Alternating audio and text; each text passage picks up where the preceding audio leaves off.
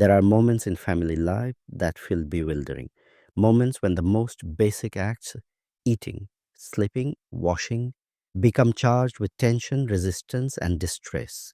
For many parents of PDA children, these moments feel personal, as if care itself has somehow gone wrong.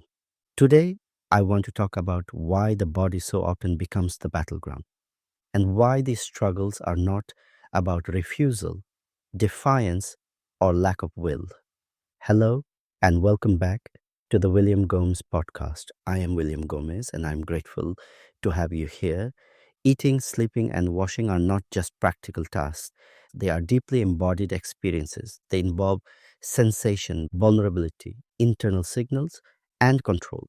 For a PDA nervous system, bodily autonomy is not a preference, it is a safety requirement. When stress is high, the body becomes the final territory a child can control.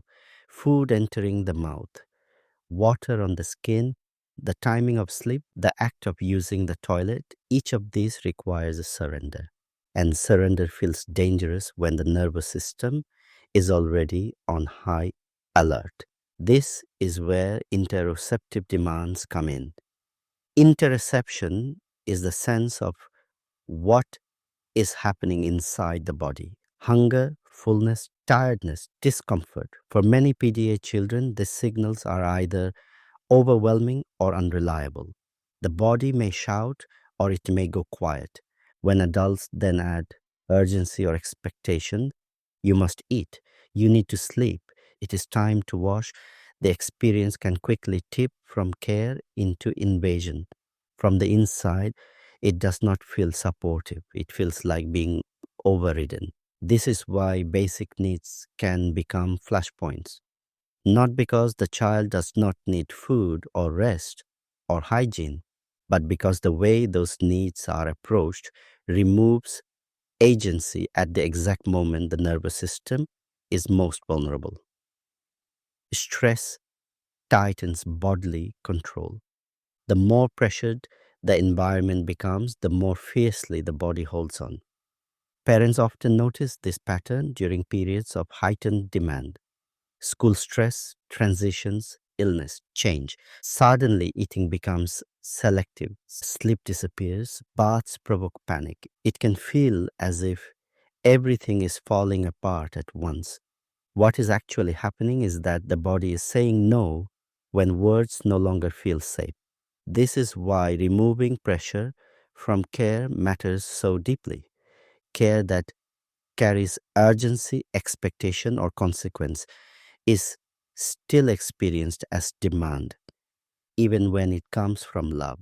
Supporting without coercion does not mean neglecting needs. It means understanding that safety must come first. When the body feels safe, it is far more willing to cooperate, not because it has been trained, but because it no longer has to defend itself.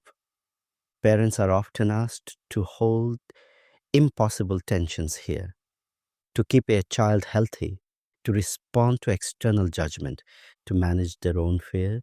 This is exhausting. It is important to say clearly struggles around eating, sleeping, and washing are not parenting failures. They are nervous system signals, signals that something feels too much.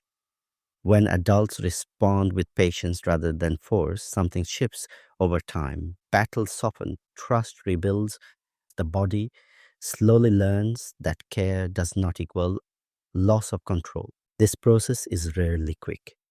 It moves in fits and starts, but every moment of non coercive care lays groundwork, not just for bodily needs to be met, but for the child to experience their body as a safe place again. And that is no small thing. Thank you for listening. This is the William Gomes Podcast. Take care of yourself, stay curious. And if you found this episode helpful, you are very welcome to follow, share, leave a comment, or a rating. I will speak with you again soon.